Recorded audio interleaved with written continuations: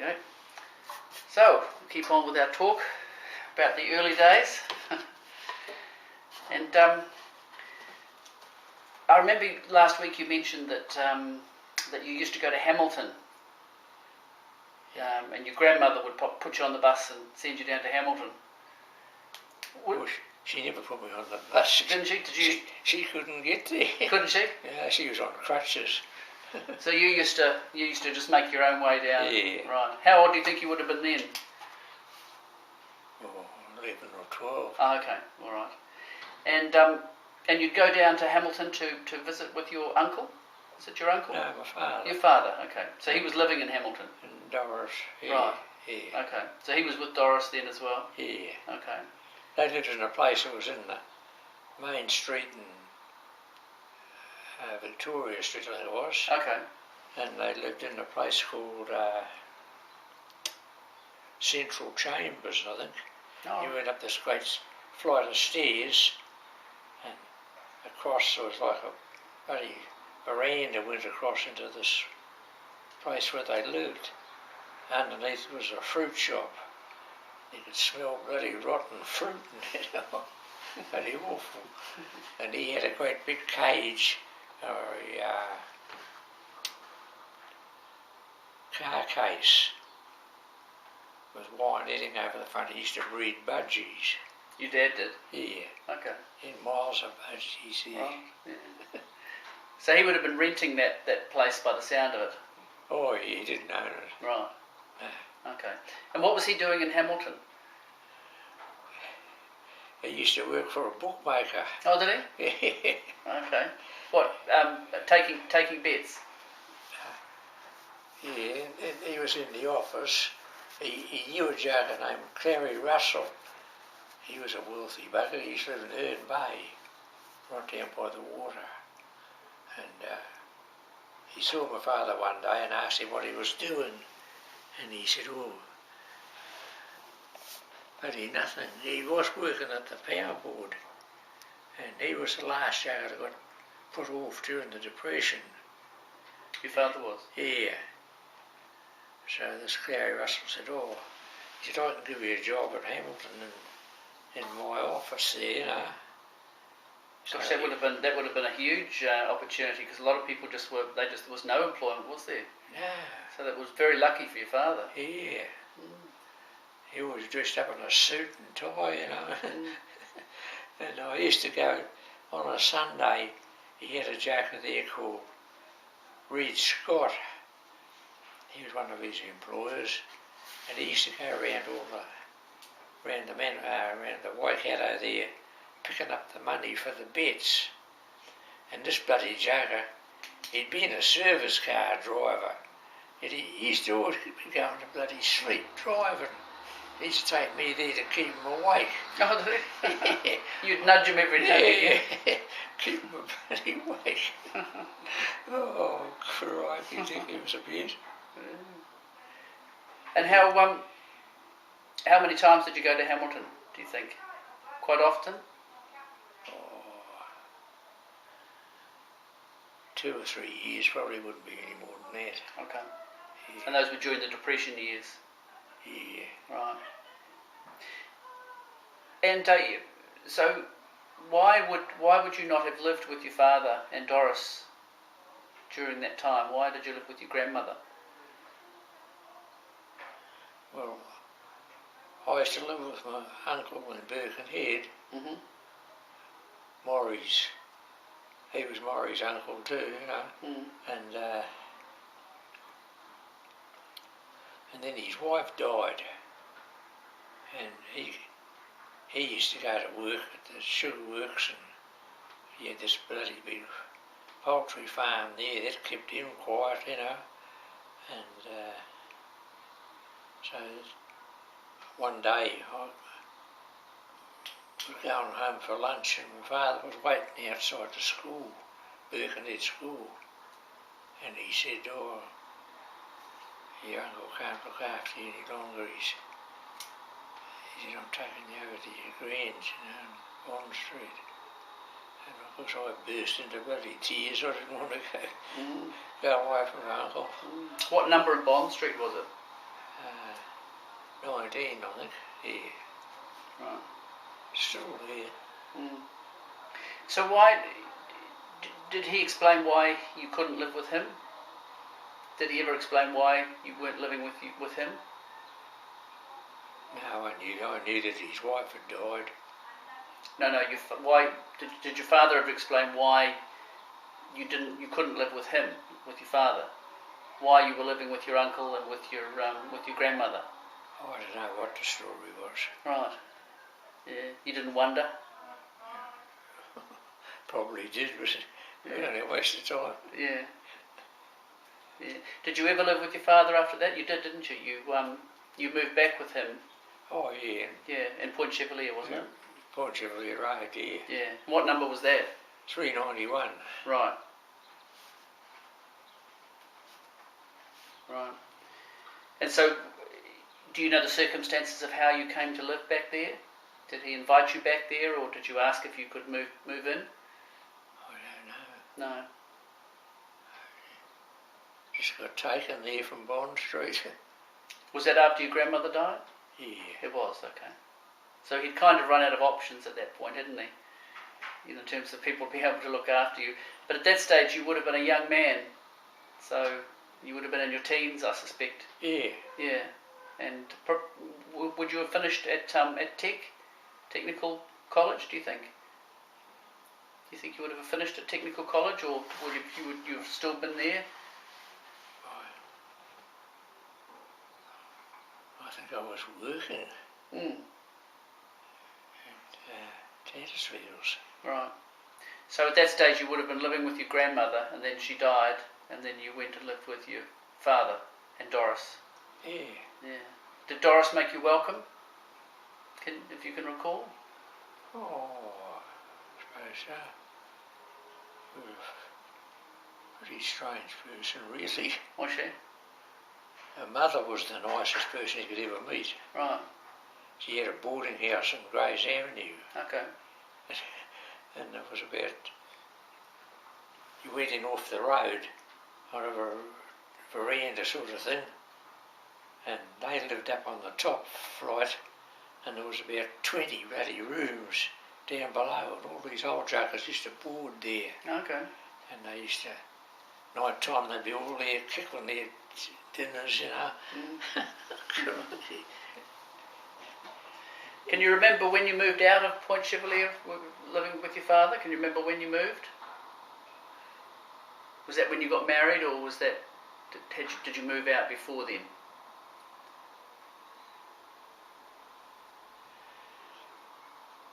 Must have been when I got married. Must have been. Okay. Yeah. Right. Okay. Well, we'll talk about that another day. Yeah. Yeah. And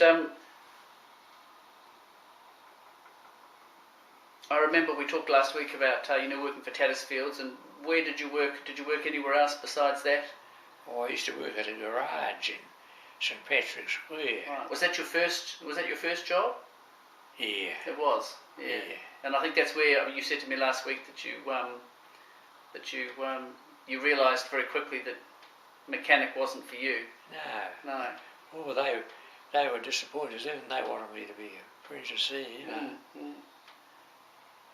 So instead you moved into Tattersfields, where you were able to do stuff with wood. Yeah. Yeah, cabinet making and things like that. I was a machinist. Right. Yeah. That's how I lost my bloody fingers. Yes, yeah. Must have been quite early on then. Yeah. When you weren't necessarily very experienced. I see. Yeah. Never forget the day I done that.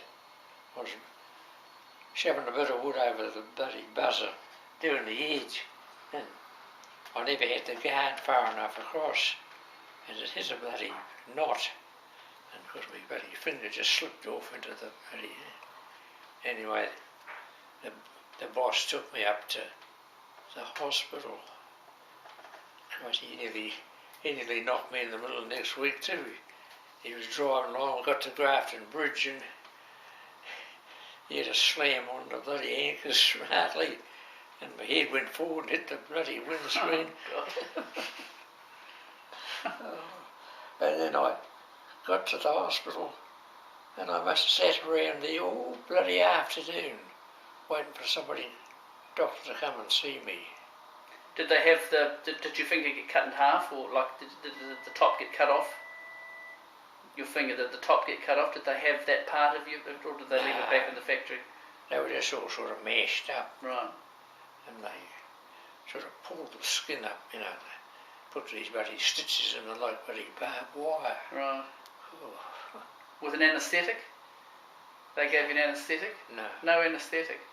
And you would have sat there all day in pain as well, Yeah. while they waited to attend to you. Yeah. Terrible. I bet it probably lasted, you know, the pain lasted a long time after that as well, by the, you know. Oh, if you bumped them on anything, you know, just like electric shock going through you. Yeah. So were you off work for quite a while? At the bloody hospital, the doctor there said you can go back to work in 3 bloody weeks, because I went back to work and told them that, and they said, Christ, what's he talking about? They sent me to the insurance doctor over in Herne Bay, and he said, come back and see me in 3 months. He said, I'll think about sending you back to work then. Yeah. So what did you do in those 3 months? What did you do in those 3 months to occupy yourself? I just mucked around. But Tattersfield's kept your job open for you? I was an apprentice. Yeah. Yeah. So they kept it open for you? Oh yeah, they couldn't sack you. No. Did they pay you through that time? Did you get paid? I think so. Right. Yeah. Well, it was quite generous, really. Yeah. Yeah. No, that would have been very traumatic. Yeah. There was three Tattersfield brothers. There was Noel, Leo and Peter. And Peter, he was a bit of he wasn't all there. And they had a joker named Guy, his name, he was the secretary. Of course, the old man Tattersfield, he got stuck over in England when the war came on. He couldn't get home. And he wasn't too happy about that. And he used to come round the bloody factory and he'd see a nail lying on the floor and he'd pick it up and he'd say, put this away. He said, we might need this. Every nail accounted for. So what did you used to do during that time for entertainment, for kicks in your spare time? I know the Speedway was very big on a Saturday night for you and your mates. Yeah, we used to live at the Speedway. Did you? When the motorbikes were on. Right. Didn't like the midgets. Right. Okay. What else was there to do in Auckland for a teenage boy? Oh, yachting. Did you have a yacht at that stage, or? Oh yeah. Yeah, you did. Right. Yeah, my father bought me a yacht. Did he? Right. And where did you used to keep it?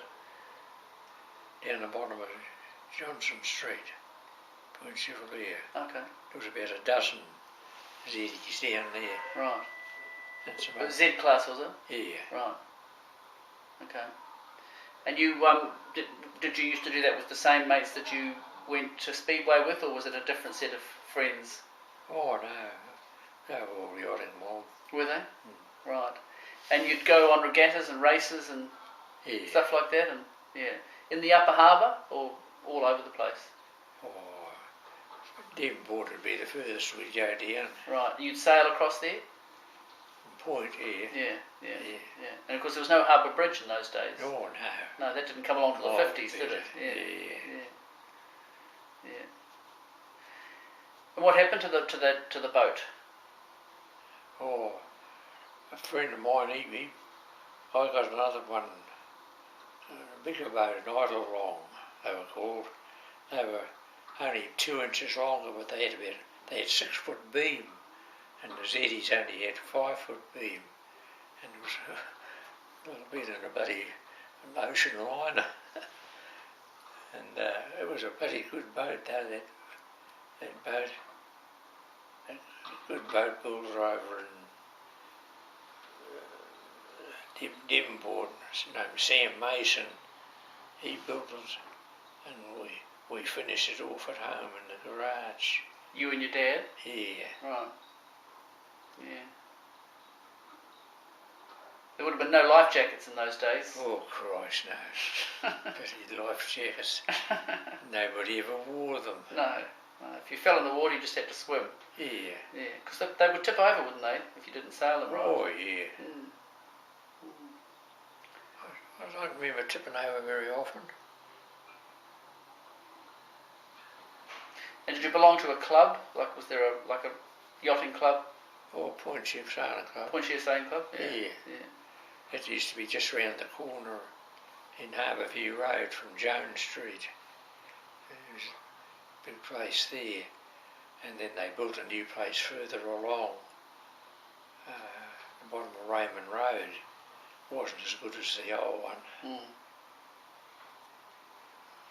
And in my time, knowing you've never had a boat. So what happened when to make you give up yachting?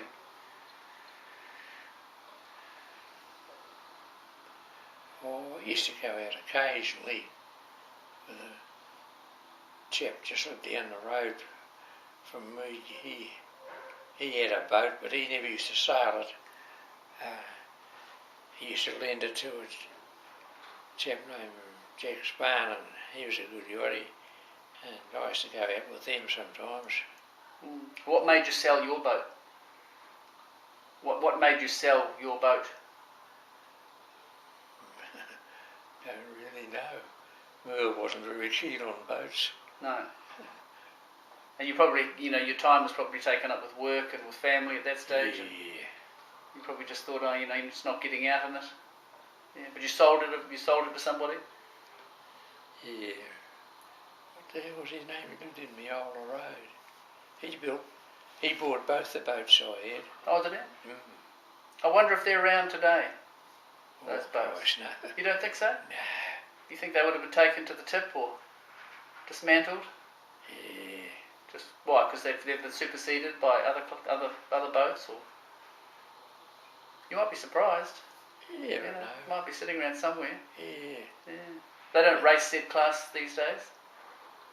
Z-class boats, they don't race them. Not that I know of. Mm. They'd be all right if they weren't left right way up. They tipped them over upside down.